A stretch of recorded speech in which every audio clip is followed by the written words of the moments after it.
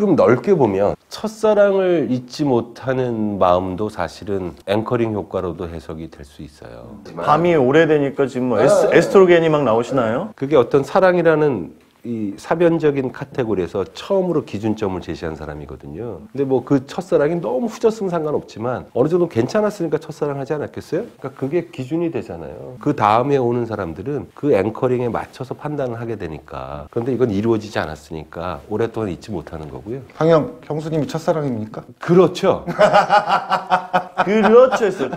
그렇죠. 맞아요. 그렇죠 했어요. 이게 뭐 행동경제학에서 나오는 건 아닌데 하나 상식을 하나 알아두세요.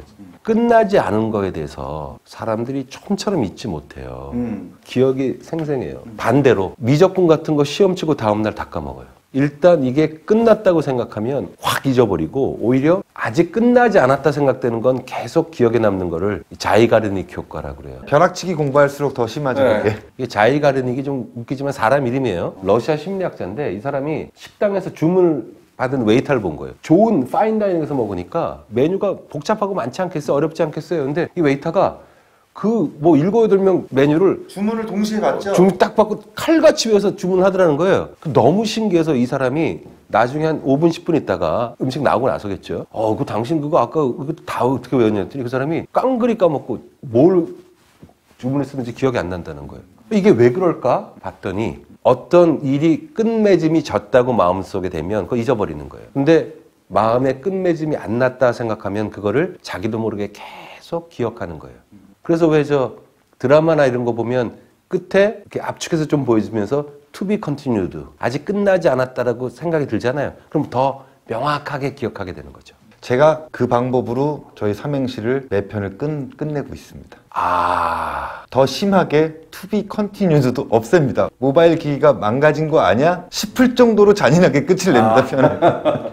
잔인하게 편을 딱 끝내죠. 친절하지 않습니다. 그래서 우리가 아이디어를 얻는 방법도 자기가르닉 효과라고 생각하면 어떻게 되냐면 우리 아이디어가 어디서 푹 떨어진다고 생각하잖아요. 네. 결코 그렇지 않다는 거죠. 일본 애들이 그런 말 했어요. 아이디어가 나오는 3B 혹시 들어보셨어요? 3B? 그냥 알려주세요. 네. 죄송합니다.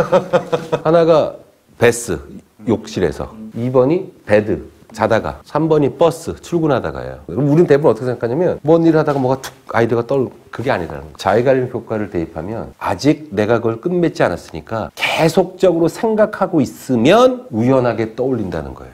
따라서 가끔 크리에이티브 쪽 일하거나 이런 쪽 하는 학생들은 뭐 아이디어가 그냥 뜬금없이 떠올 거예요. 절대 그렇지 않다는 거예요. 어떤 위대한 아이디어도 계속적으로 이게 끝맺지 않았다고 마음속으로 생각하고 계속 생각을 하고 있었으니까 관련된 게 떠올랐다. 아니 뭐 뉴턴이 이랬다 사가 떨어지고 만유인력 그랬겠어요? 계속 그 생각만 만유인력 했으니까 계속 하고 있는데 떨어지니까 이게 그거구나 한 거죠. 네. 자기가르닉 효과를 생각하면 아이디어를 얻거나 인사이트를 얻는 것도 이게 끝나지 않았다라고 포기하지 않고 계속적으로 스스로에게 선언하면 자기도 모르게 계속 생각하게 돼요. 그러면 좋은 아이디어, 훌륭한 기획이 나올 수 있다. 지금 하신 말씀이 오늘 이 프로그램을 보시는 시청자분들에게 아주 훌륭한 넛지인 것 같아요. 자기가르닉 효과입니다, 여러분. 아까부터 계속 들어갈까 말까 하다가 끝날 때까지는 끝난 게 아니다. 전력을 다하지 않으면 스스로한테 굉장히 부끄럽고 계속 떠오르는 게 좀 있는 것 같아요. 그렇죠. 그래서 그거 보완하려고 우리 황영이 메이크업 했는데 그만하라고. 나 아까 눈물 나고 그거 다 편집하셨죠?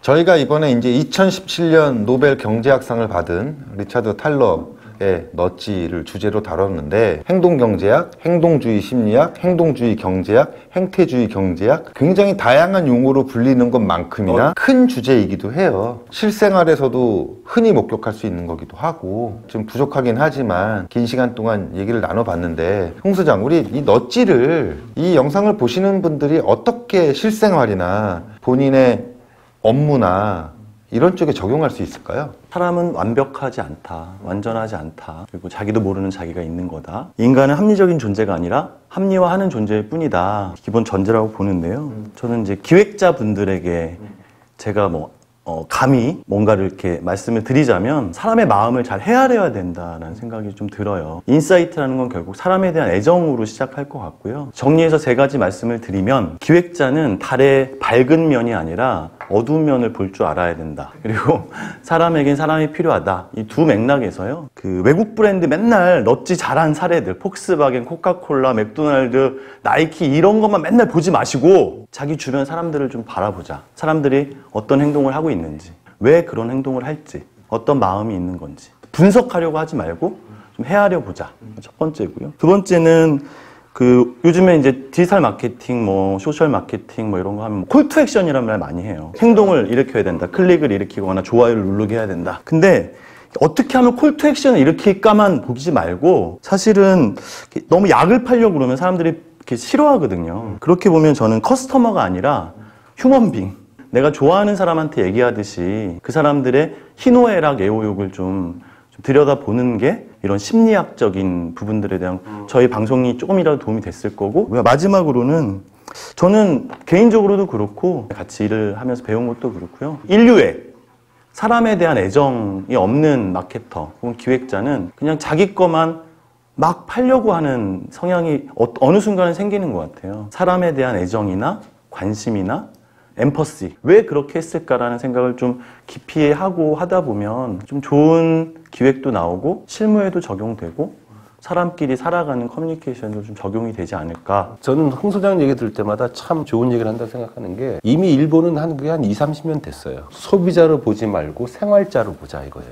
소비자는 물건 구매해서 사서 쓰는 사람이지만 생활자는 휴먼 비잉이고 말 그대로 생활하는 사람이잖아요. 그렇게 보자라는 측면에 뭐 100% 동의합니다. 제가 하고 싶은 말도 황영이 하신 말씀, 흥 소장이 하신 말씀이랑 되게 비슷해요. 소비자로 보지 말고 생활자로 보자. 커스터머로 보지 말고 휴먼빙으로 보자. 저는 여기에 보태서 숫자로 보지 말자예요.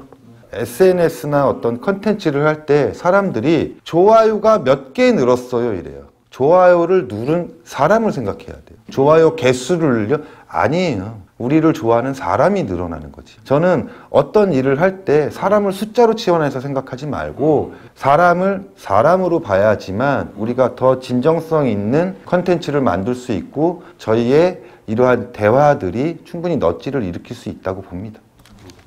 몇 가지만 말씀드리고 싶은데, 하나는 우리가 자기 프레임에 많이 갇혀 있는 경우가 있어요. 조명 효과에 갇히지 말자라는 얘기예요. 조명 효과는 뭐냐면 사람들은 스스로 마치 이렇게 조명받고 있는 연극의 스타처럼 자기가 주인공이라 생각하는 거예요. 그럼 무슨 얘기냐면 남들이 내가 어떤 걸 좀 변화하면 굉장히 잘 알 거다. 그렇게 착각해요. 실험에도 나와요. 그 실험실에 유명한 가수 티를 입고 딱 들어가서요. 왔다 갔다 한 거죠. 그리고 시간이 지나서 물어보는 거예요. 실험실에 있던 애들 중에 그 옷을 입고 한 거 알 것 같아?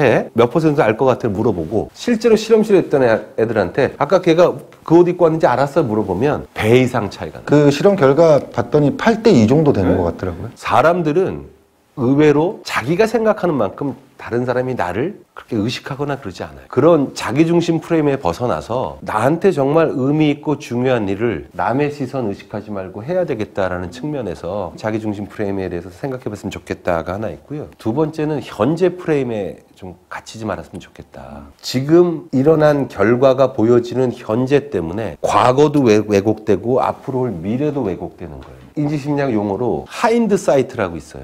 비하인드의 사이트예요.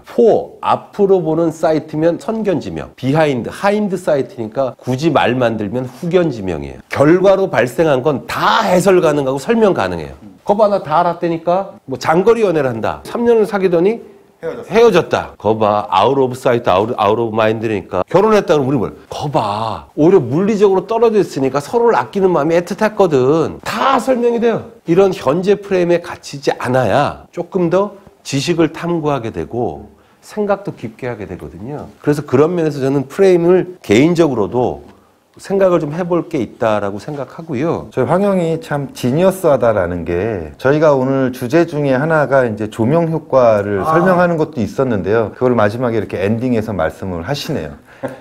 사람들은 제가 생각하는 것보다 저에게 그닥 관심 없어요, 사실. 그렇죠. 그러니까 미움받을 용기도 필요하다. 그럼요. 그래서 내가 오히려 가치 있어 하는 것, 내가 관심 있어 하는 것 충분히 열심히 해도 나를 다독이면서 열심히 하는 게 좋겠다. 남을 넛지하지 말고 나 스스로를 넛지하자. 완전 멋있다. 그런 말씀 드리고 싶습니다.